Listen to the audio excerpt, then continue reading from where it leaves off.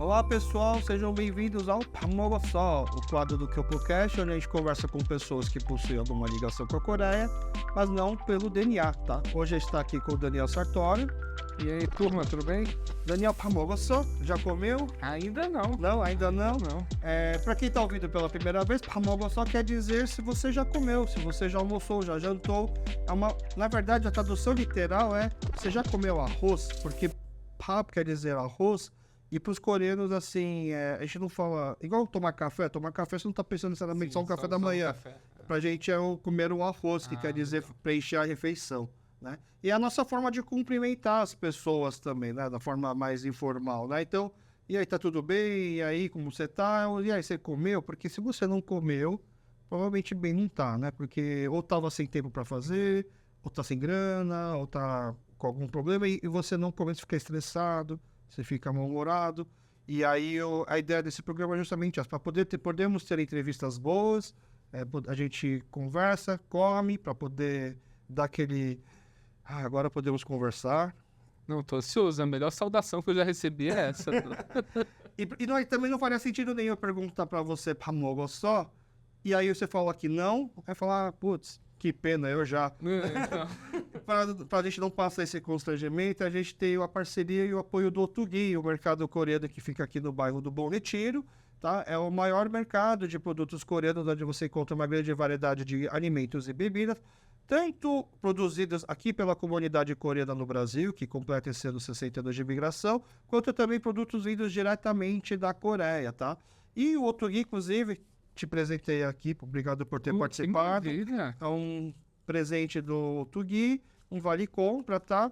Pô, muito obrigado. E aí, geralmente eu pergunto assim para as pessoas que vêm aqui, né? Se já conhece, já costuma comprar ou já comprou alguma vez alguma coisa coreana. Só que no seu caso eu já vou adiantar que eu sei que sim. Já, o Otugi, eu já fui muitas vezes lá, inclusive... Eu tenho muitos amigos que eles têm a mesma pira que eu, então eu sempre pergunto pra eles quando eles vêm me visitar se eles gostam de mercado. Ah, é? Aí se eles gostam de mercado, é um dos lugares que eu levo eles. É a atração. Com certeza.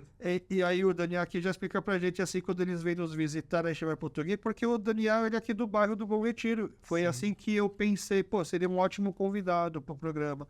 A primeira vez que eu te vi aqui pelo bairro, foi exatamente no ano passado, no Festival da Cultura Coreana.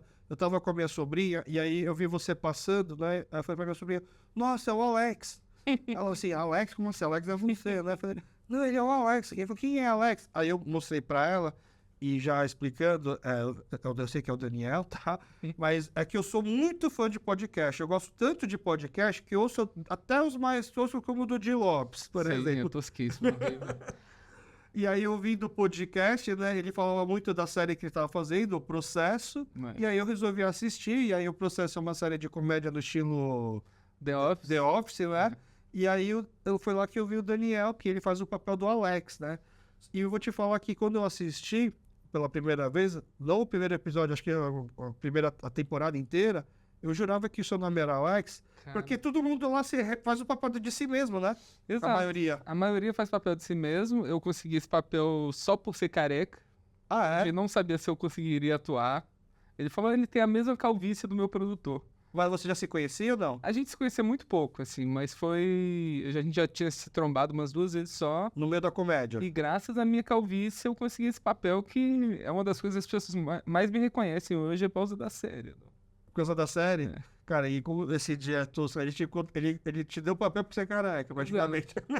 Sabe atuar? Nem perguntou. Ninguém sabia. A gente foi lá e se divertiu, cara. Cara, mas assim, é tão convincente, porque eu fiquei imaginando assim, o Di, provavelmente, o Di Lopes, ele não precisa interpretar muito lá, porque parece que ele é aquilo lá mesmo, sabe? Ele é quase aquilo, só que ele é muito bonzinho. Tá, isso não parece no programa, no processo. Ele tenta esconder, mas eu gosto de espalhar isso.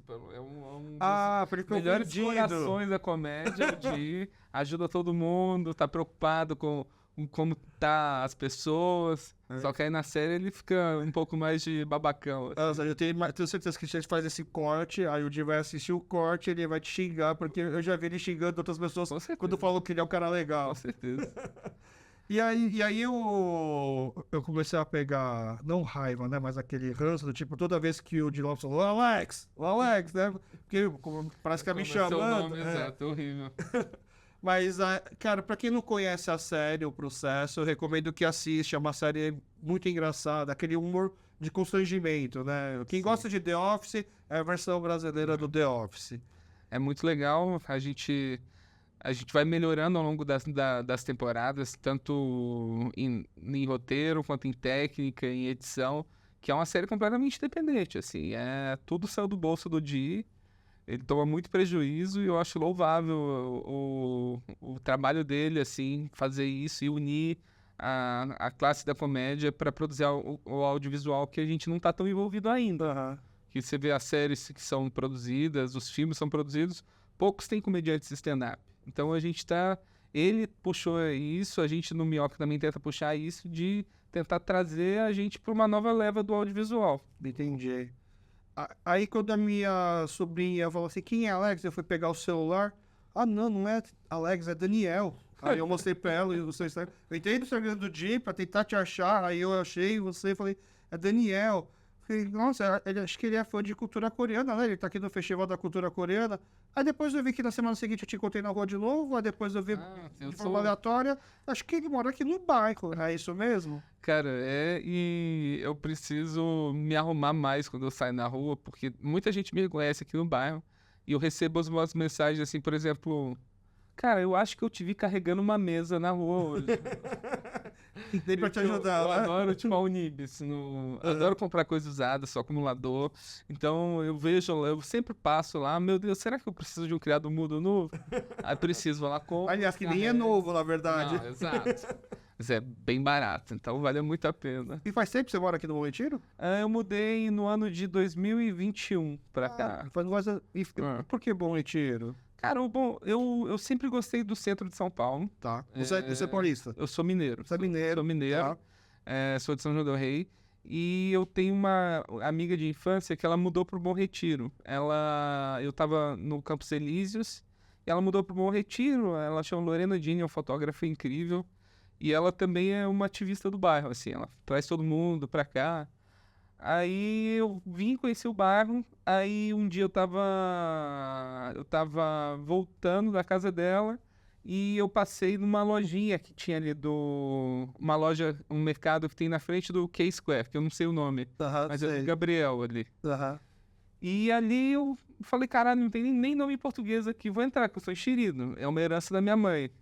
A minha mãe, ela cozinha muito e ela sempre teve interesse por culinária da Ásia, mas sem focar no país. Então é tipo Aham. tailandesa, japonesa, chinesa, coreana.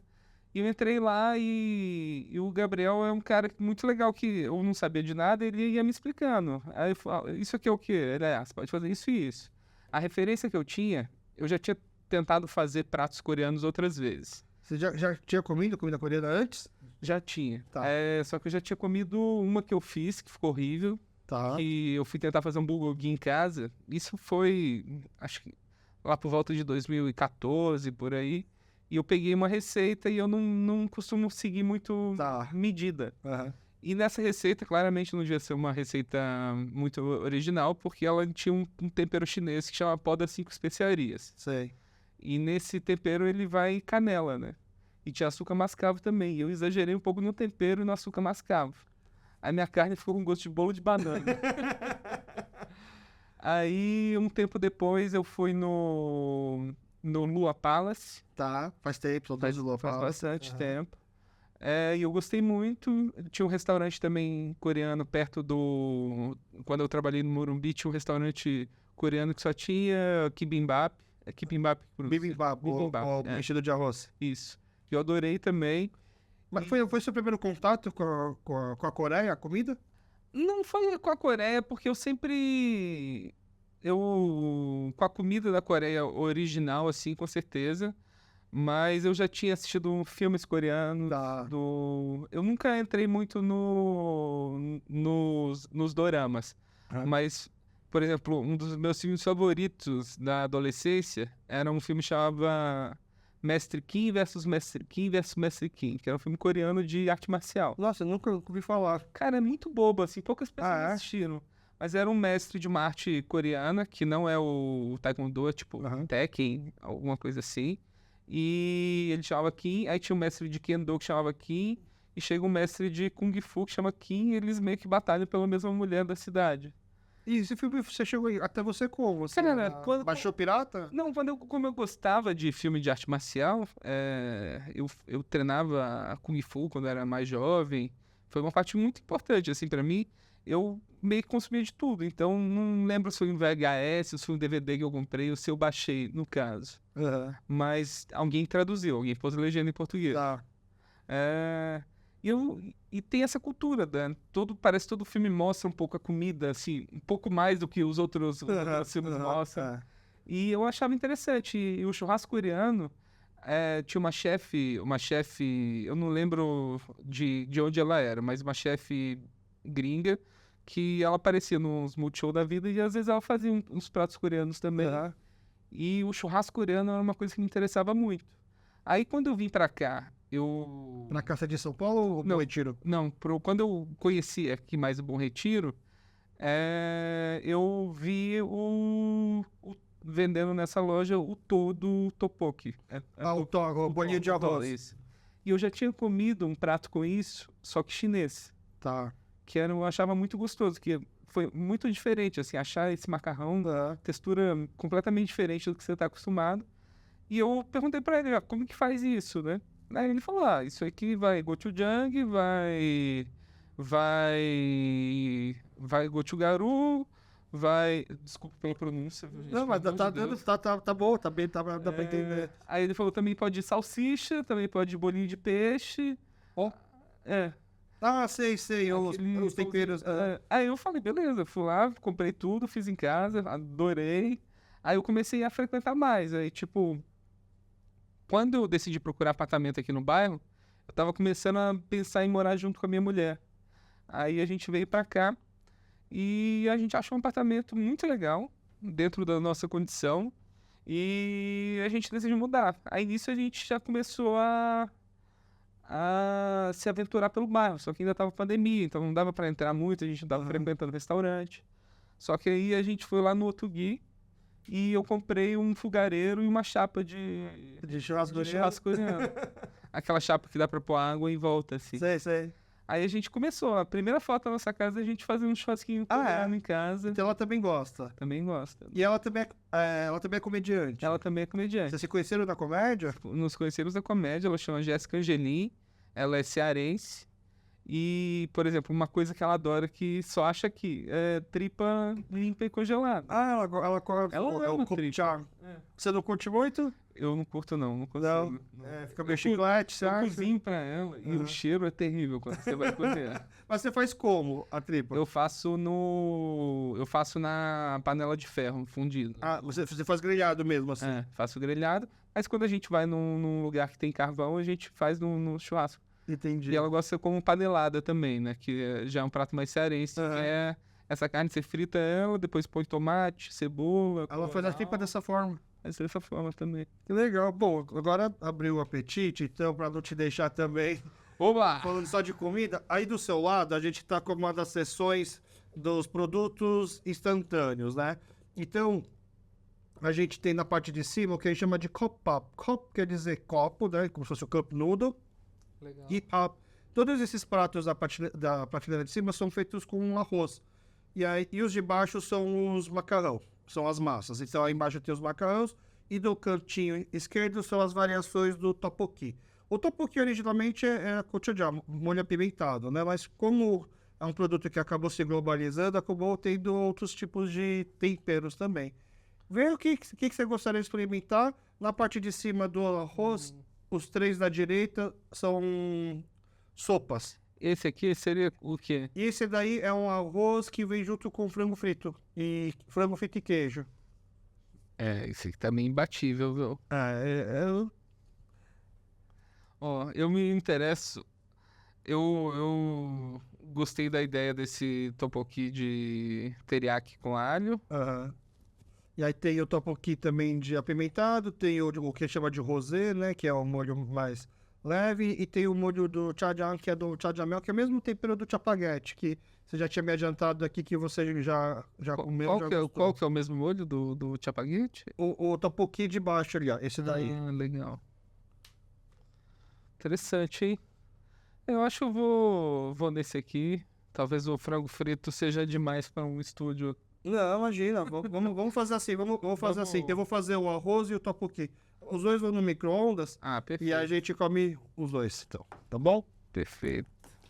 Então ele pegou aqui o Big Cheese Takgalbi Topbap. Big, grande, porque ele vem 30% a mais do que uma porção originalmente dele. Já amei. Queijo Takgalbi é uma tradução literal, na verdade é costela de frango. Mas a gente sabe que o frango não tem uma costela que a gente possa comer, que é muito fininha. Seria meio que uma sobrecoxa, assim? Na verdade, é quando pe- pedaços de frango. A gente Entendi. meio que pode ser pedaços do osso, também aquele sassami, né? Que é pedaço Sim. do peito. E aí o top-up, que quer dizer que é o arroz por baixo, né? Como que e aí e a outra escolha foi o yopoki de alho com molho teriyaki. Esse eu nunca comi. Interessante. Vamos lá. Então, como que funciona? Esse daqui, o de arroz, ele vem sempre assim, com uma divisão. Aí esse daqui é o arroz de micro-ondas. Que legal. Entendeu? Ele vem até com a própria colher para comer já. Nossa. Ele já vem com a própria colher. E aí como a gente faz ele? Eles falam para fazer assim, ó, você coloca todo... Você pode esquentar o arroz e esquentar o molho separado e depois você mistura. E aí esse arroz, vou deixar aqui o lixinho aqui. Você abre, né, esse aqui é o arroz. Você abre só um pouco ele, para o vapor poder, para o calor, para as ondas poderem entrar e para o calor também poder sair. E aí você faz o arroz por... Tarararara. Eu ia fazer por 2 minutos. Aqui, é 2 minutos, tá certo. Porque é o que eu faço em casa. Deixa eu ver se a gente não pode botar até o molho junto. Não. O molho a gente coloca... Não, porque ele é bem menos tempo que fica. Eu sou um grande fã do... Aquele topo... o tó que chama, né? Aham. Em formato de pétala. Sei, A sei. gente compra muito desse também. E você só come ele como? A gente come... Pode ser num macarrão, numa sopa, jogando uma sopa. Como se fosse tipo um nhoquezinho assim. Eu sou... Eu gosto muito de base de sopa, assim. Então, por exemplo, eu faço uma... Para deixar em casa, eu faço uma carne de porco, já com cebola, cebolinha e alho picado. Aí eu faço uns quadradinhos assim, fininhos, para fazer sopa. Aí eu frito ela no alho. Aí eu ponho... Eu gosto de pôr também... Eu tô numa fase meio... Como que chama aquela... Que não é gochujang, é o pote verde. É o doenjang. É. Aí eu É a pego massa de soja. uma pasta de soja Aham. misturada com gochujang. Ah, eu sei, é o samjang, que ele já temperadinho, que é pra fazer o chassu coreano. E aí eu faço errado, eu gosto de pegar isso e jogar na sopa. Não. Não tá Eu errado. ponho 2 Aham. colheres ali, jogo água fervida assim, fica uma base Entendi. de sopa ótima. Eu nunca nem comi o arroz De micro-ondas? instantâneo assim. Cara, ele salva. Imagina. E aí, então, esse aqui é o Big Chicken Takgalbi com recheio de frango. E aí você já mistura aqui, então, o arroz com molhos, temperinhos, pedaços de frango. Tá? Vou pegar lá uma colher, mas vai mandando bala aí. Puta, o cheiro tá incrível.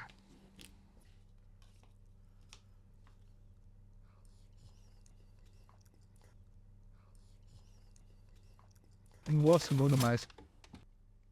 Eu tô lascado com isso aqui, viu? Puta merda, isso aqui é bem... Isso aqui é de madrugada. Então, esse daí é pra salvar, o né? arroz. Caramba. Deixa eu botar um pouquinho aqui, então, Muito, muito bom. pra compartilhar, pra ter espaço pra poder comer o outro também. Bom.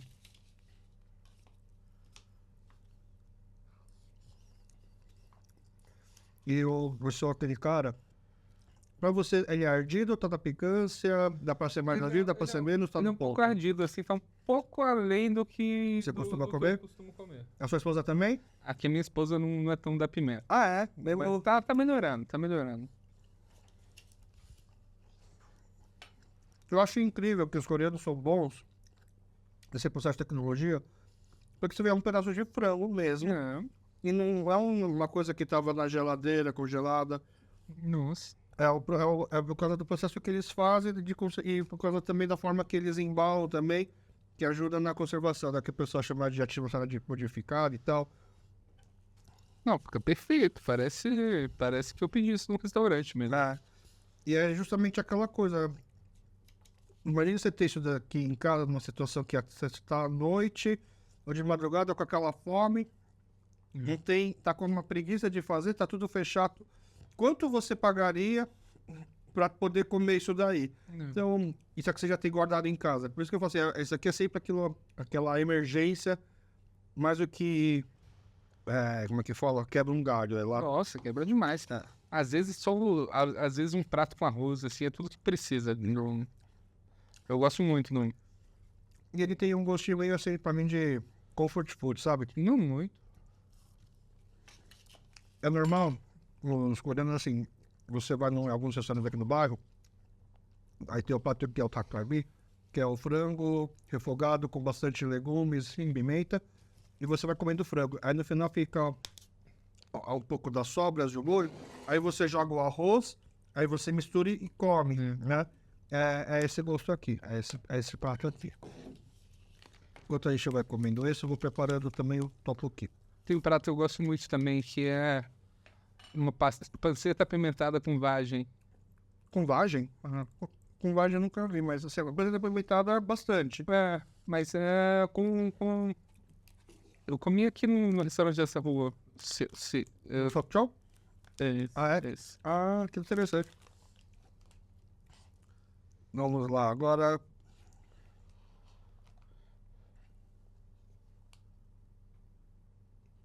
Então a gente agora... Esse é daqui, o tteokbokki. A gente pega a massa de arroz, o tó. E o bom também é que ele sempre já deixa os cortezinhos assim, qualquer um consegue abrir, não precisa pegar uma tesourinha nem nada. Mas... E que é importante lembrar que de vem mexe, vem isso daqui que é o sílica, né? Que ajuda a não pegar umidade nem nada, e tá escrito bem grande assim, não coma, tá? E é porque eles estão falando realmente para não comer, tá? Não é um desafio, tipo, duvido você comer. É para não comer. Tem uma empresa que faz uns produtos idiotas assim. Eles vendem um doce no pacote de silicone. Ah, é? Só para você ficar com aquele sensação de eu sou subversível. É.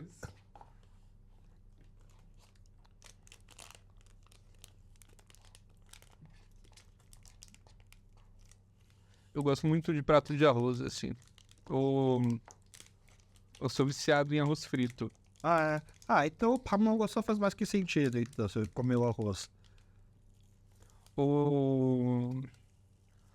Você já viu aquele youtuber Uncle Roger? Sei, que ensina a fazer o arroz lá, É, ele fica criticando os chefes o Jamie Oliver, principalmente. Você já viu que um dos caras que ele criticou lá foi aquele Gordon Ramsay lá. Ele fez um vídeo em resposta depois, né? Esse cara é muito bom. Esse cara é muito engraçado, né? Mas tem uma coisa assim que eu não fazia ideia. Por exemplo, eu gosto muito de comida peruana também. Uhum. E eles têm um arroz que chama chaufa. E é o mesmo nome do arroz chinês, do arroz frito chinês. E eles têm uma influência chinesa que eu não sabia, assim, no Peru.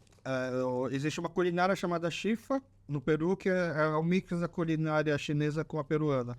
Então. Se você for pensar, o Peru ele teve um presidente japonês, que era Alberto Fujimori.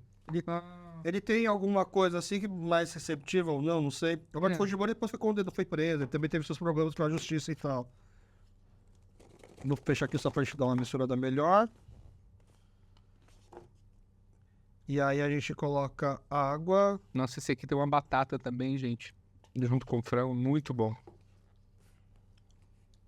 E aí tem outros pratos lá que é conhecido à base de arroz, é a forma de fazer a mesma coisa. Então você pega o arroz, faz o arroz primeiro, depois você vai pegar só aquele potezinho do molho, coloca e faz. Nossa. A sopa já é um procedimento um pouco diferente.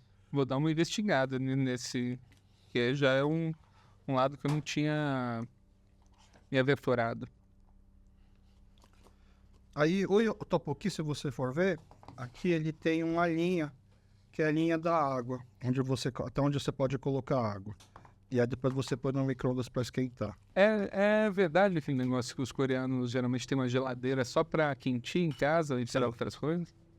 Na verdade, aqui existe uma geladeira de kimchi na Coreia. Isso aqui no Brasil é caro, então não é todo mundo que tem. Mas tem uma geladeira só de kimchi porque a forma de ventilação e de circulação do ar é diferente. E também as temperaturas que você consegue separar e controlar. Porque cada kimchi tem uma temperatura melhor. Não que você não possa botar só na geladeira. Mas cada kimchi tem uma temperatura melhor para conservar mais tempo. Ou de forma mais fresca, ou até para fermentar mais rápido também. Então, sim. E quem não tem dinheiro para comprar essa geladeira de kimchi, né? Ou antes de existir essa geladeira de kimchi, costumava ter uma segunda geladeira, porque kimchi é uma coisa que não dá para fazer. Ah, tu tá de comer kimchi, deixa eu fazer aqui rapidinho. Quando você faz grandes quantidades, então você precisa ter espaço para guardar. Chega a fazer tipo uma vez por ano? Assim ou faz? Originalmente era assim, porque era o dia de fazer kimchi, o kimjang, né? E aí você chamava a família inteira, você pega a sala, você estende uma lona. E aí fica todo mundo sentado lá fazendo o kimchi junto. Cada um já leva também a sua parte para casa, né? Dos primos, tias e tal. E também outro motivo para ter uma geladeira à parte para no cheiro. Você tem kimchi na sua geladeira? Tem. Vocês ainda sentem o cheiro do kimchi ou não você percebe mais? Eu não percebo mais, não. Mas a visita percebe quando vai na sua casa, provavelmente.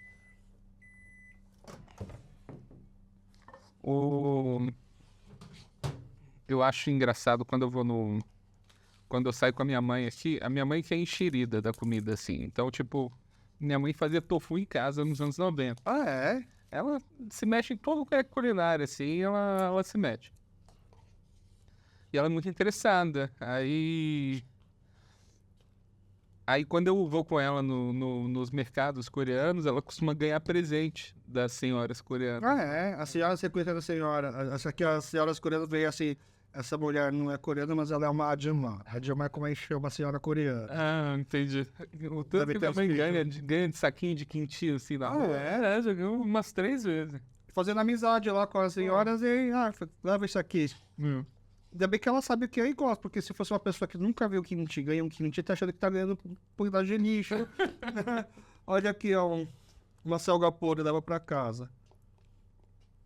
Então esse aqui é a escolha do Daniel, o tteokbokki de alho teriyaki, né? O bolinho de arroz alho teriyaki. Então a gente coloca aqui no pote, tem uma linha, essa aqui é a linha, você põe o pote, você põe o toque, o tempero, e aí você põe a água até aqui, e aí você põe no micro-ondas 2 minutos, e aí sai isso daqui. Deixa eu te dar um palitinho também para você comer. Deus salve a tecnologia, viu? Nossa Senhora. Eu já tinha almoçado e mesmo assim comi o meu prato inteiro aqui. E se esse aqui der bobeira também. É por isso que a gente tá aqui. Isso é uma coisa que me atraiu também na culinária coreana. Essa coisa do banquete, assim, de tipo, ter Muita comida? Muita comida, muitos portugueses. Eu acho que em Minas Gerais é muito assim também. Então, por exemplo, essa tradição de juntar a família para cozinhar algo para durar, a gente fazia isso com pão de queijo, por exemplo. Ah, é? Fazer quilos e quilos de pão de queijo, e cada um leva um pouquinho para casa. E aí deixa congelado, e aí depois só pega pra assar. Muito bom. Muito bom. Esse aqui já não tem pimenta nenhuma, né? Não, é só molho teriyaki. Ó. Se você está sentindo alguma picância, ainda é do residual. Isso aqui é comida de criança, o toro, né? A gente fala. Mesmo apimentado. Dizem que... Costumam falar na Coreia que as melhores casas de tteokbokki, que é o tteok feito com molho de pimenta, com molho de gochujang, ficam em frente às escolas. E como que introduz pimenta pra criança, assim? Difícil, né? Criança comer pimenta... Ao menos... O meu filho, ele vai para uma escolinha coreana, ele tem 4 anos. Lá eu já dou um kimchi para ele comer. Né? Em casa ele não quer comer, mas na escola ele come, porque ele sabe, como se fosse uma obrigação da escola, né? Mas ele come. E aos poucos, né? A gente vai comendo aos poucos e vai chegando uma hora, você vai criando resistência. Meu sobrinho, ele é bem tolerante, assim, Com pimenta? com tudo, com pimenta, com wasabi. Tipo, bebê que gosta de bacalhau, gostava tem de quantos bacalhau, anos? assim. Hoje em dia ele já tem uns 8. Mas desde pequenininho ele. Desde pequeno come tudo que pode, ele come. E eu acho legal também desse prato assim, porque o top, na verdade, ele é um produto artesanal. Tanto que assim, por que ele chama Yopoki, né? Porque ele não é exatamente o Thor original, porque da Coreia só empresas artesanais podem fazer. A grande indústria não pode fazer o Thor que você consuma comprar no mercado. O Thor que você compra, porque você percebe um pouco a diferença. Sim, Mas mesmo assim eles conseguem chegar num toque muito próximo ao toque de verdade. mas aquele que eu já comi talvez seja mais parecido com o que tem na Coreia. Não, aquele é igualzinho que tem na Coreia. Inclusive a máquina que é feita aqui no Brasil são máquinas coreanas. A receita é a mesma, então. Tem água ainda aí? Quer mais água? Aceito mais uma água. Aqui que é a pimenta. Inclusive, deixa eu Eu pegar tento aqui ser mais forte na pimenta para não receber nos restaurantes a pimenta dos brasileiros.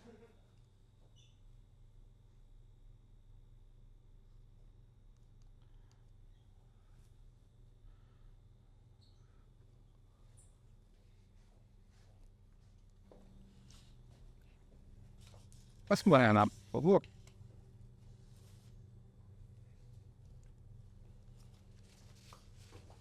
Deixa eu pegar um pouco aqui. É isso aí. Um tipo de kimchi que eu dei vontade de experimentar, que eu nunca experimentei, é o kimchi branco. Que é o que não vai tanta pimenta. Não, vai zero pimenta. Vai zero, né? É. Ele é um kimchi, mas para verão, assim, refrescante. Acho que talvez o maior atrativo desse kimchi seja até o caldo, do que o próprio kimchi em si, do que a própria selga, o nabo. Existem várias variações de kimchi branco. A que eu mais gosto é a base de nabo, que chama tomchimi, né? E ele é praticamente quase que um gazpacho, assim, é um caldo gelado para você, em vez de água, você toma aquilo, aí você vai comendo também os... Eu comi um nabo em conserva bem adocicado, assim, que eu achei uma delícia. Amarelo? Não, não era amarelo, era branco. Ah, branco. Como que chama esse? Esse é um que eu quero achar pra ter em casa. Eu acho que é o tamuri, só que é uma variação. Ele costuma ser amarelo, mas existe também variação branca, mas não sei se é exatamente esse que você está se referindo. Eu comi no K-pop chicken ali. Esse é o nabo de frango frito. É um nabo que que os restaurantes fazem para acompanhar o frango frito. Entendeu? Ele é praticamente... Sim, dá para comer, obviamente, com outras coisas, mas é um nabo que você... 100% de um restaurante de frango frito na Coreia que você for, vai servir isso. Que interessante. Aqui no Brasil, não. É um pico de nabo, né? Ah, o frango frito é bom demais. Então, agora que a gente já começou a comer e agora que a gente pode dar falar com um pouco mais de calma, uma vez que já estamos sendo alimentados, você contou para ele então que está aqui do Bom Retiro faz alguns anos, um pouquinho, 2018 mais ou menos, é isso? Não, foi 2000... Foi agora na pandemia, 2020. Foi 2020, 2021. Tá. E aí você também já teve contato com a cultura coreana já antes, por conta dos filmes, depois comida. E achei diferente que o seu contato com a comida também foi já logo de cara já querendo fazer, né? Mais do que indo visitar um restaurante, por exemplo. Mas é porque, tipo, não tinha tanto restaurante. Eu lembro que não era fácil de encontrar. O Lua Palace foi o primeiro que eu encontrei. Mas foi uma busca. Foi uma pra você busca, fazer. foi uma busca. Mas é que é uma coisa da minha mãe. Então, tipo, minha mãe, ela é capixaba, mas ela cozinha de tudo. Então, a gente era vegetariano eu fui vegetariano do 0 aos 13 anos de idade, assim. Porque sua mãe era. E macrobiótica, então ela tem muita coisa vegetariana na Ásia, então ela fazia muita receita. E se criou esse costume de, tipo, de cozinhar. Quando eu comecei a morar sozinho, por exemplo, uma das primeiras coisas... Eu adoro fazer um prato que já existe e que eu tenho gostado. Então, a primeira coisa que eu tentei fazer quando eu morei sozinho foi o hambúrguer de almôndega do Subway. Que eu adorava hambúrguer de almôndega do Subway. Tá. Aprendi a fazer almôndega, aprendi a fazer molho de barbecue. Então, eu sou muito assim. Aí, eu fui descobrindo a comida coreana. Eu fui uma vez também num restaurante lá no Portal da Coreia. A Liberdade. Ah, Da Mãe da Yara. da mãe da Ana. Que você já falou pra gente que você conhece também. E a comédia já veio quando? A comédia... Você tá quanto tempo com a comédia? Eu tô na comédia desde 2015. Eu sempre fui envolvido em comédia de alguma maneira. Sempre gostei de piadas, sempre inventei umas piadas. Quando eu era... Por volta de 98, 99, assim, eu tinha, sei lá, 8, 9 anos, eu fiz um site de piadas Ah, é? que eu levava o disquete pro servidor, pro provedor pra hospedar. Caramba. Eu não sabia fazer o FTP dele. Aham. E eu sempre tive esse interesse. Só que não existia a carreira de comediante, né? Não... Era o Ari Toledo no máximo, e Plastinha. era um negócio impossível, porque eu nunca tive artista na família. Meus pais eram... Eles foram, tipo, se criaram. Os dois foram os primeiros da família deles a fazer faculdade, sabe? Então, para você convencer uma pessoa de uma família assim, que a primeira geração que tava começando a melhorar de vida, que você vai querer ser artista, é um negócio bem impossível, né? Que é um caminho muito maluco ser artista. Aí eu decidi virar publicitário porque eu queria fazer comercial engraçado. Tá. Na época que eu tava decidindo o que eu ia fazer, saiu um comercial do Twix, que era um que ficou muito famoso aqui no Brasil, que era a história do menino que ele sempre falava, ele tinha tipo uma Tourette, ele falava, caramelo. Ah, sei, lembro. Eu adorava esse comercial, eu falei, eu quero fazer isso. Aí ele encontra o chocolate, né? Biscoito, chocolate. E eu queria muito me envolver nisso de alguma maneira. Só que eu tava no interior de Minas e... Então, aí eu prestei vestibular, fui fazer vestibular em BH. Lá eu comecei a trabalhar em agência já, Como redator? como diretor de arte. Diretor de arte. Você manja de design também. Eu deveria ter sido redator, porque eu acho que eu sou melhor... Eu tenho mais facilidade na escrita do que no computador, mas no computador eu acabei desenvolvendo, né? Aí eu formei na faculdade e falei, São Paulo é onde está tudo, vou pra lá. Aí eu vim pra cá, comecei a trabalhar, só que a publicidade envolve muita coisa e ficou uma coisa muito chata, assim, que as pessoas começaram a ter medo de trabalhar com humor, de fazer humor na propaganda, né? Que com medo de ser cancelado, com medo de Medo do Conar. Só que eles esqueceram que o que vendia Skol antigamente não era só a mulher pelada lá, era o caranguejinho que falava, Tartaruga. esse tipo de coisa, de piada, e foi meio que esquecido. E eu tive várias tentativas, assim, de fazer... Eu lembro uma campanha que eu queria fazer, que era... A gente estava trabalhando com um aplicativo, que vem um aplicativo de comida, e eu queria mandar nas caixas de pizza, sabe aquela mesinha de plástico? Pra caixa não pegar na pizza. Eu queria mandar umas cadeirinhas juntos na pizza, Tá. e mandar uns kitzinhos assim pra galera abrir e falar, o que é isso? Fica de casinha, praticamente. E eu acho que seria algo engraçado mandar. Eu contei pros meus chefes, eles acharam que eu era idiota, assim. Era o tipo de coisa que eu tinha que lidar. Tipo, tudo que eu falava, tinha uma outra... E isso depois foi feito e ganhou prêmio. Aí, tipo, teve uma campanha que eu queria fazer pra consumo responsável De álcool. de álcool. Que é tudo chato essas campanhas. Aí se a gente fizesse uma campanha engraçada de consumo de álcool, mostrar por que quem bebe demais é chato. Então a gente vai pegar um manequim humano pra fazer tipo um Tamagotchi em tamanho real de uma pessoa bêbada, que os amigos eles vão poder ganhar um carnaval maneiro, só que eles têm que carregar um bêbado junto com eles. É uma campanha legal. Tipo, Um morto muito louco. um morto muito louco. Que fala, eu te considero pra caralho.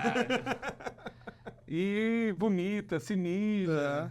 Aí, só que aí, cara, ninguém tem coragem de fazer humor. Aí eu tava meio deprimido com a profissão, comecei a assistir uns stand-ups americanos, assim. Eu fiz um intercâmbio de trabalho em Nova York, em 2011. E lá eu trabalhei no restaurante de sopa. Que só servia sopa, assim, chiquíssimo.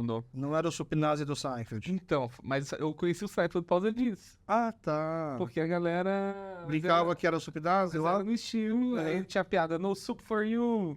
Aí eu comecei, tinha um cara que morava comigo que assistia, eu comecei a assistir Seinfeld lá. E aí o Seinfeld começava com stand-up no começo, né? Exato. E aqui no Brasil, quando o Seinfeld chegou, ninguém sabia o que esse cara tá falando com o microfone, falando, né? Tipo, eu lembro quando eu era criança, eu via, por exemplo, no filme do Professor Aloprado, tinha uma cena num comediante stand-up. Tá.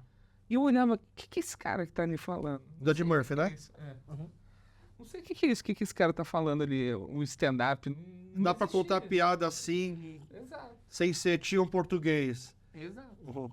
E aí eu me deu vontade de fazer, eu conversei com uns amigos em comum, descobri um lugar que dava pra começar, escrevi um texto e comecei. Aí no Brasil já tinha começado a cena com o Rafinha, com o Danilo? Já tinha bastante tempo. A cena começou por volta de 2007, 2008. Só que como eu tava tão focado na publicidade, eu queria ser o melhor publicitário do Brasil. Tá? Era esse meu foco. Ganhar Eu o só Cannes. queria ganhar Cannes. Não consegui ganhar, falhei nisso, desculpa, família. Mas eu não observei esse movimento. E eu olhei eles assim, mas não acho que é algo que eu posso fazer. Não acho que não sou tão expansivo que nem essas pessoas são, sou o cara mais tímido. E aí eu comecei a ver uns gringos, achei uns caras mais parecidos que eu, comecei a assistir Seinfeld pra caralho, eu falei, porra, será que eu tento? Eu achei uma galera que tava fazendo um stand-up mais parecido com o que eu gostava, comecei a fazer e não parei mais. Que é num outro tom, né? Porque a comédia até então era muito escrachada, muita imitação, meio tom arrogante, né? Exato. Aí quando você vê um cara falando naquele meio tom, mas conseguindo ser engraçado, tipo o Danilo, né? Aí que entendi qual que é. E aí eu vi que era possível. Aí eu comecei a fazer. Aí você começou, então na comédia pelo stand-up, então. Pelo stand-up. Eu me apaixonei pelo processo, assim, de tipo, quando você tá na publicidade. Você estudou publicidade também, né? Chegou a trabalhar na agência? Não, só na agência da faculdade, assim. Sei lá, se salvou. Mas o que acontece? Você tem uma ideia, aí você ama a ideia. Aí a cada reunião, a sua ideia vai piorando. Vai gente mexendo na ideia, você tem que defender. Quando a ideia sai no final, você passou por muitas barreiras, muita gente pôs a mão. Tem que ser muito desapego, né? Muito desapego. E no stand-up não tem esse processo. Tipo, eu tive a ideia, eu falo no palco. Se teve risada, é por minha causa. Se não teve, também. Entendi. Então isso é uma coisa... E você lembra a primeira vez subindo no palco? Pô, cara, eu lembro demais. Foi aonde? Um momento mágico, assim. Foi na Augusta, tinha um bar lá que chamava a Season 1, que era um bar de série, e tinha uma noite de stand-up lá, que era comandada pelo Sandro Rover, que é um amigo meu que faz até hoje.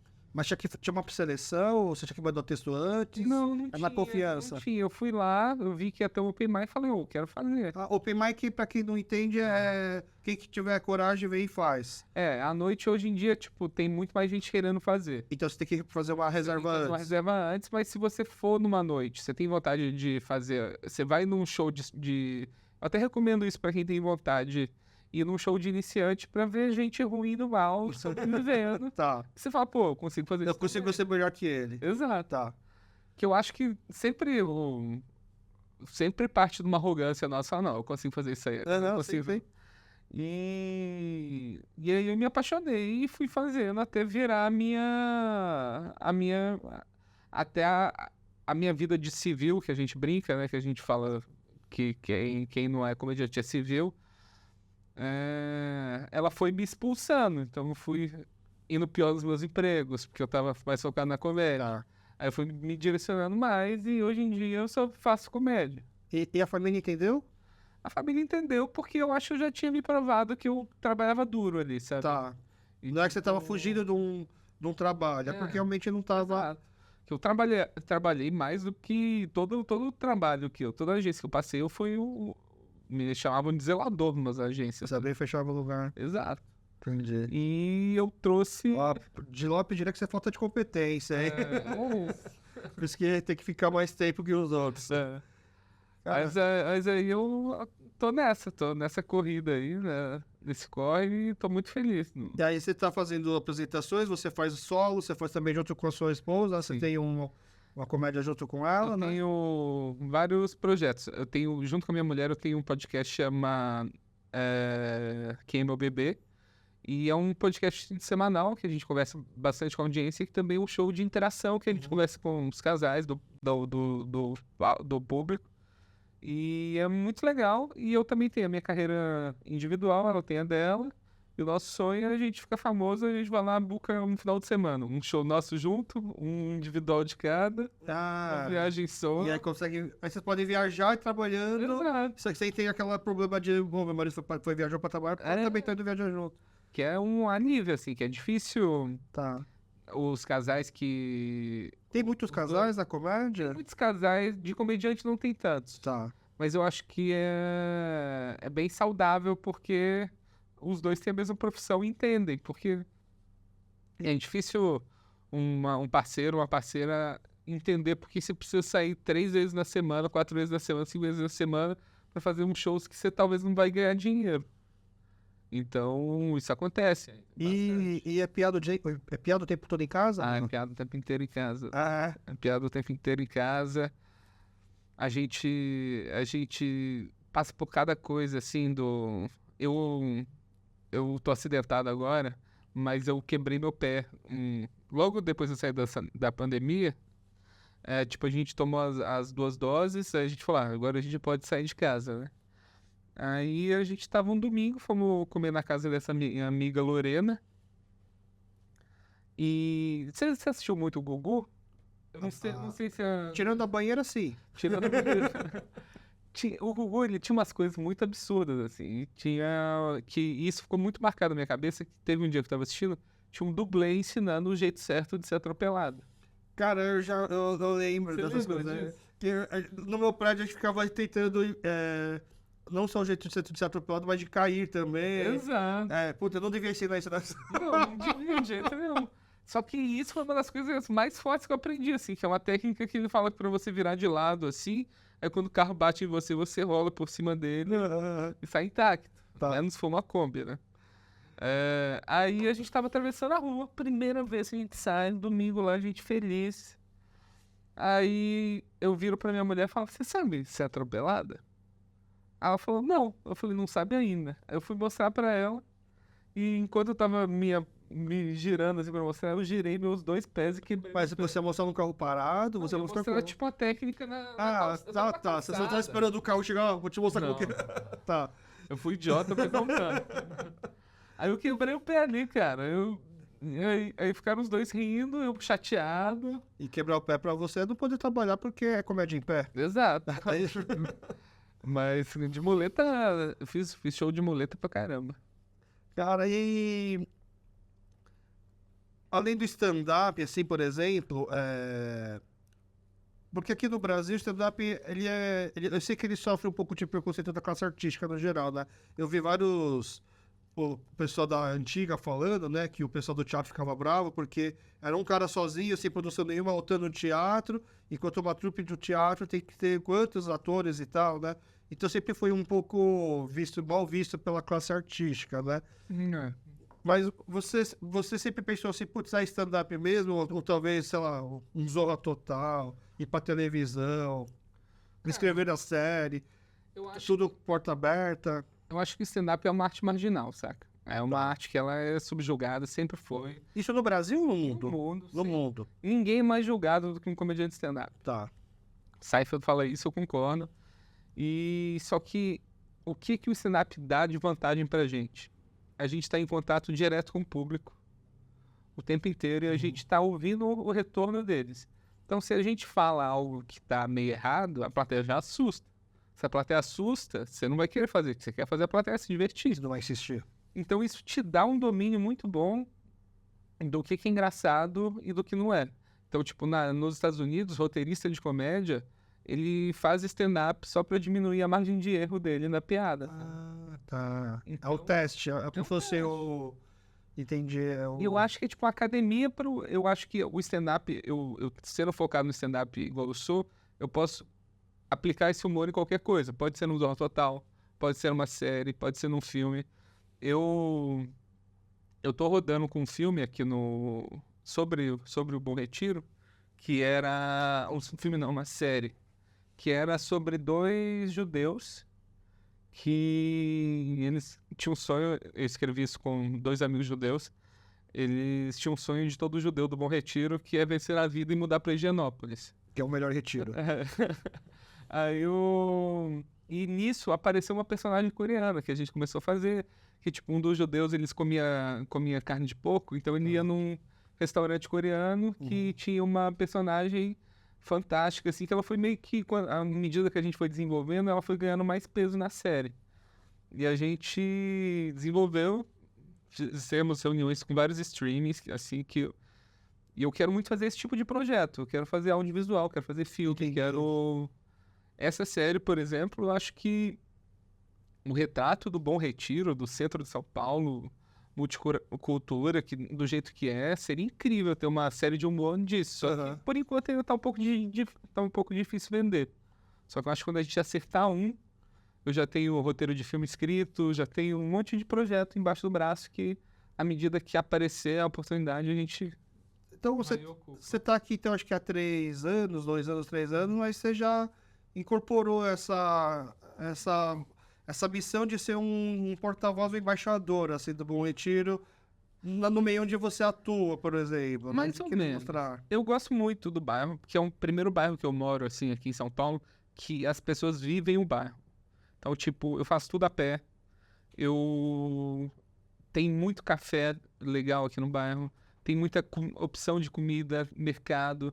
Então, eu adoro ficar passeando pelo bairro, paro na Unibis. Isso é uma vivência que eu nunca tinha tido em São Paulo. Eu tinha medo de andar no centro de São Paulo. E, tipo, o Parque da Luz também. E eu sou enxerido. Eu fui ver um apartamento, aí eu olhei, era um apartamento na Prates ali. Eu olhei e falei, cara, tem um campo de golfe ali no fundo.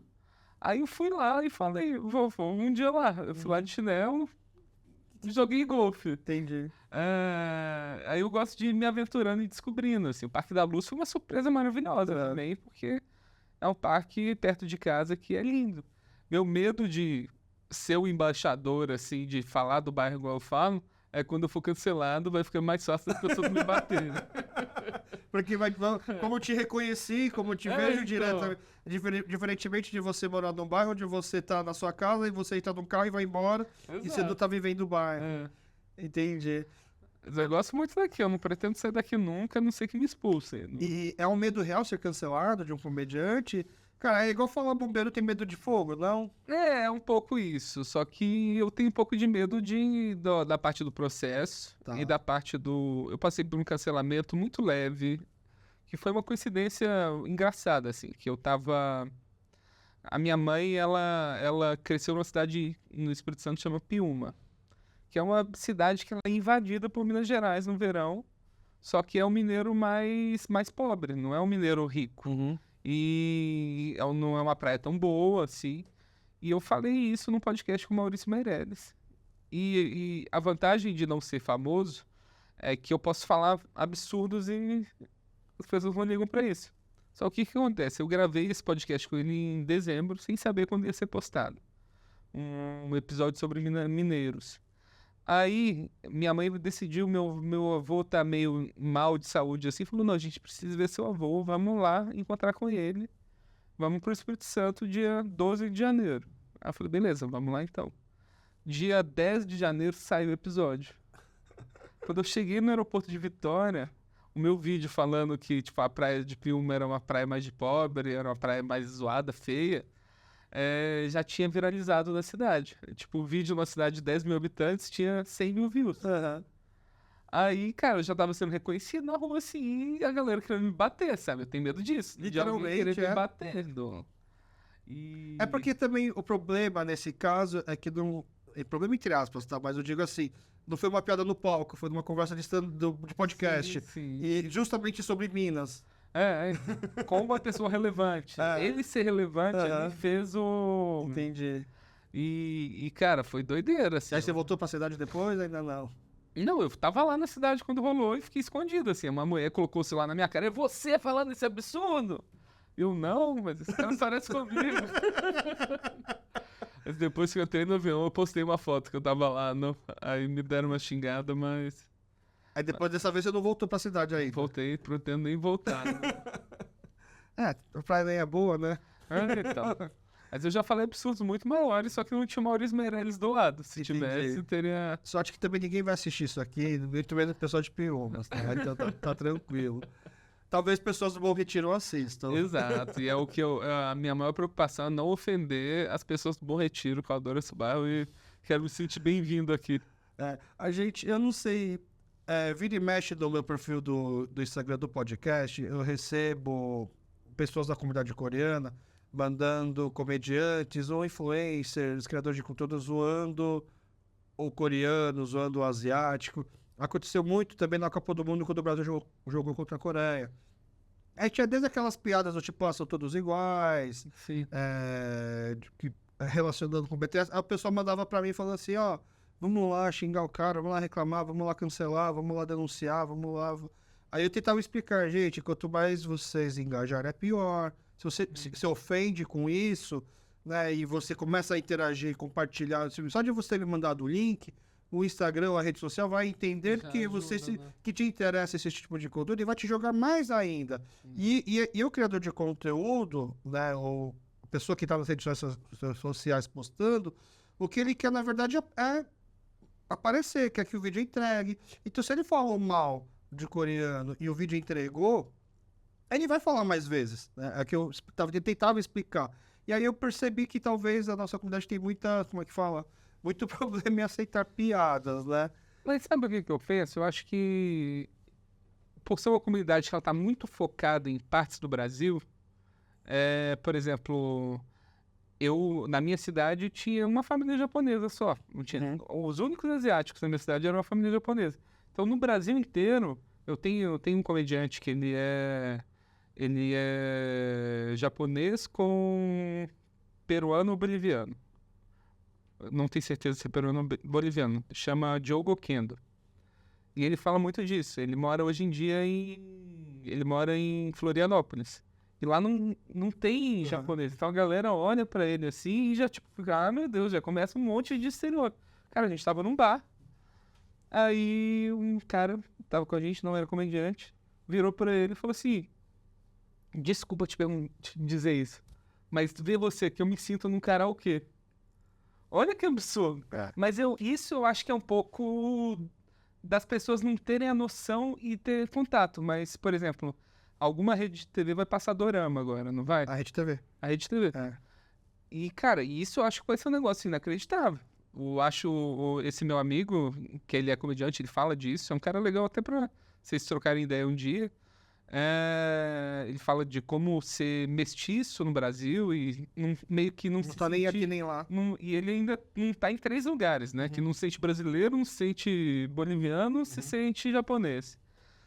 Mas ele fala, cara, eu achei a melhor época pra ser asiático hoje em dia e isso só vai melhorar, porque o trabalho que a Coreia fez com a cultura, com o cinema, com as séries, A música. impressionante, com a música. E a comida também, sabia? Exato. A comida também não chegou. Eu acho, inclusive, que antes até do K-pop, antes até das séries, o que primeiro chegou nos brasileiros, pelo menos aqui em São Paulo, foi a comida. Então eu lembro mais ou menos na década de 90, o Lua Palace, ele, pra gente aqui da comunidade, como se fosse um dos primeiros restaurantes que conseguiu abrir as portas e atender bem não coreanos. Sim. E o Lua Palace, ele ficava no bar da Aclimação, perto, acho que, de uma das sedes da Mizuno, né? E aí, naquela época, na década de 90, assim, a Mizuno tinha bastante força no futebol. Então, ela assinava contrato com um jogador para A poder Mizuno é causar... coreana? É japonesa. É japonesa. Só que como o dono é japonês, então conhece comida coreana e a Mizuno ficava na Aclimação, o jogador ia lá assinar um contrato de chuteiro, aí eles iam comer no Lua Palace. Aí, na entrada do Lua Palace, não sei se quando você foi ainda tava assim, tinha um monte de foto de gente famosa, principalmente jogador de futebol, que foi lá depois de assinar um contrato, de pegar uma chuteira, né? E pra gente era um motivo de... Era bem bonito, chique, Sim. lugar, né? Tinha essas fotos. E pra gente era um motivo de orgulho, assim, ter um restaurante que conseguisse atender, né, os não coreanos. Aí eu perguntei pra dona, inclusive, do Apollo, se naquela época tinha muita piada com carne de cachorro. Né? Porque quando teve a Copa de 2002, o pessoal da Associação Brasileira dos Coreanos me fala que na época o jornalista ligava assim, vai ter Copa da Coreia, e os coreanos todos preparados assim, pra poder dar uma entrevista, pra poder explicar da Coreia. É verdade que vocês comem cachorro? Cara, de 10 perguntas, 20 eram relacionadas a isso, né? É uma merda. Mas eu acho que isso aí é uma coisa temporária, porque, tipo, eu acho que é por causa desse desprendimento, de estar longe da cultura. Eu acho que à medida que a cultura for ficando mais conhecida no Brasil, as pessoas, por exemplo, eu falo isso, piada de loira burra. Hoje em dia você faz isso no palco, não funciona mais. Tá, Porque a sociedade já meio que passou isso. entendi. E eu acho que o humorista, o humorista e a plateia e a audiência e as pessoas, elas são meio que culpadas junto daquilo ali. Se tem alguém rindo, é porque é engraçado para pessoas, é um problema da sociedade. Mas eu acho que à medida que for explorando, por exemplo, essa febre eu fui no festival no Festival de Cultura Coreana esse ano, foi semana Semana passada. tinha quantas pessoas lá? Eles estimam que dos 2 dias passaram 90 mil pessoas. Cara, foi muita gente, cara. E todas essas pessoas que tiveram contato não vão rir de uma piada dessa. Então, como a gente vai fazer, não vão rir e não vai continuar. E acho que o ritmo tá rápido, né? Tá rápido. Tanto que vira e mexe assim, eu gosto muito de comédia. Eu tinha um certo preconceito, a gente falou de preconceito, assim, eu tinha certo preconceito com os stand-ups do Brasil, por quê? Porque eu imaginava assim, mas com certeza se eu for lá ver um show, e aí vão chegar assim, opa, e aí Japa, fala aí de você. Não quero passar por isso, porque eu acho que lá... Mas isso acontece, Eu imagino. infelizmente. Tem lugares que não acontece tanto. Por exemplo, no Clube do Minhoca que eu me apresento, não tem mais esse... Que antes, quando o stand-up ele era meio de emboscada, que a gente fala, que era tipo, a gente pegava um restaurante e falava, ó, vai ter um show nosso aqui agora, desculpa, vocês estão aí, mas cala a boca por uma hora que a gente vai, que é a pior situação possível. Um jeito de trazer a atenção da plateia era conversar e conhecer todo mundo e zoar todo mundo. Só que isso cada vez menos acontece. Mas eu tenho um amigo que ele é japonês e ele falou que ele foi uma vez no stand-up e nunca mais foi porque ele sentou na primeira fila. Você vai ser o alvo da piada. E falaram, o Japa aqui, assim como carecas também sofrem isso quando vão. Não, e cara, eu sou gordo, eu sou careca ainda, mas se eu fosse careca, gordo, Japa lá cara, eu vou ser o alvo 3 vezes, entendeu?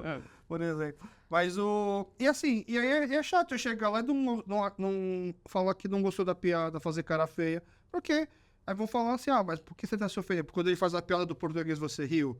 Quando fez a piada do judeu, você riu? Por que você tá falando, não, porque eu tô ofendido agora com você? Porque né? é onde você tá mais perto. É normal.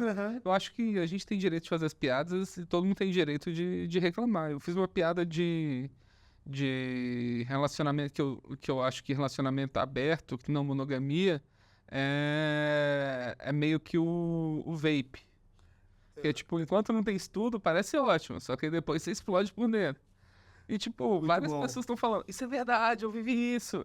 E muitas pessoas estão indignadas, eu espero desbloquear meu celular, não estar cancelado, né? Estão falando assim, isso é um absurdo, isso é... A indústria do vape vai te cancelar, é isso? Liberdade, não, a galera da não monogamia, tá bravo. Da monogamia, tá. Então, meio que sempre vai incomodar quem tá mais perto da situação. Mas assim, por exemplo, você faz uma... Cara, acho que um dos melhores vídeos que eu vi, assim, até você pro David, assim, seu, foi aquele lá, assim... Eu não sei bem ao certo que tipo de orgulho que o meu pai tem de mim. Se é aquele orgulho do tipo... Nossa, esse tipo de cocô, né? Esse cocô saiu de mim, tipo, você fica aquele orgulhoso. Você vai ofender quem? Vai ofender o vaso, vai ofender o cocô? A maioria das piadas eu tento fazer comigo, pra não ter... justamente não ter esse problema. Acho que vira e mexe eu já passei pra situação. Nossa, será que eu... Às vezes quando meu pai me olha de um jeito assim, eu fiz uma cagada, mas ele me olha com um certo olhar de orgulho. Acho que é mais ou menos isso que você traduziu, tá ligado? É muito bom.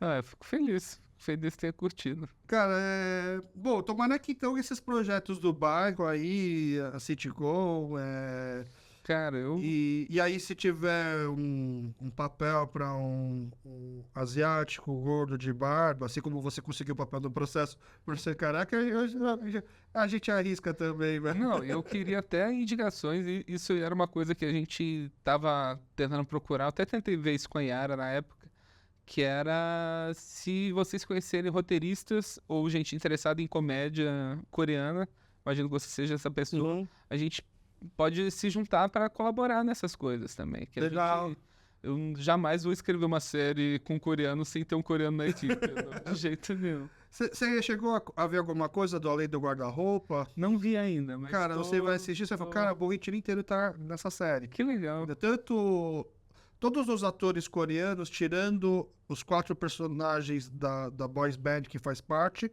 são todos coreanos aqui do Brasil. Então são todos amadores. Entendeu? Ah, A que grande legal. maioria. E o bairro aparece? Muito. Ai, que Ele foi legal. gravado aqui no Colégio Santinês, no centro comercial, tem várias cenas aqui do Cara, é bairro. exatamente isso que a gente queria É. fazer, Du. Só que assim, ele é uma série pra adolescentes, Sim, sabe? Mas aí, eu acho que sim, acho que o Bom Retiro vai ser cada vez mais descoberto. Não, com certeza. Eu acho que é um bairro que só tem a crescer. Eu só espero continuar sendo bem-vindo nele. Ah, dependendo de mim, se algum coreano chegar pra você e querer te encarar lá, você fala assim, calma aí, eu tenho um amigo coreano, aí você me chama, tá bom? Poxa, eu tinha uma estratégia boa quando eu cheguei aqui, porque eu queria conhecer os restaurantes, né? Então, quando eu via um coreano mais gordinho assim, eu chegava perto e falava, onde será que eu como um bom churrasco coreano aqui? Falava meio alto, assim. Aí eles me indicaram. Aí Entendi. Eu fui conhecendo os restaurantes todos, assim, grande maioria aí eu já fui. Bom, eu tô aqui no bairro toda semana, entendeu? Na hora que bater um horário aí, tipo, ó, vamos almoçar, só falar. Vou esperar um convite. A gente Du. vai. Não, e você também pode, quando você tiver de boa, assim, ó, mas eu tô indo almoçar, você tá de boa aí? O horário bater, a gente vai. Pô, da Um hora. chama outro primeiro, tá bom? Da hora, combinado. Então tá. Vamos encerrando por aqui então. Mais uma vez, obrigado pela sua presença. Fica aqui as portas abertas. Quando precisar de mais câmeras para poder gravar lá o seu podcast com sua esposa, só dá um toque aí. Não, A gente bate o horário aí para ver também se você poder gravar. Não, eu tô querendo voltar com o meu de entrevista. Vamos conversar aí do. Boa. E aí que ser. a gente grava Interessante. depois mais uma vez também com a. Como é que. Esqueci o nome dela, desculpa. Jéssica. Com a Jéssica. Ela também é muito engraçada. Ela é ótima, é. ela é ótima. Os vídeos que vocês sobem juntos assim são muito bons. Ai, fico feliz. Entendeu? Escutem nosso podcast, tá muito legal. Vou botar aqui lá os links também para o pessoal poder ver e acessar também. Então tá, pessoal. Muito obrigado para você que ficou aqui com a gente até o final, tá bom? Nos encontramos lá daqui 2 semanas no próximo Pamoba Só, porque o Pamoba Só vai pro ar semana sim, semana não, tá bom? Valeu. Valeu, gente. Ana, obrigado, viu, Marlon? Obrigadão. Muito bom.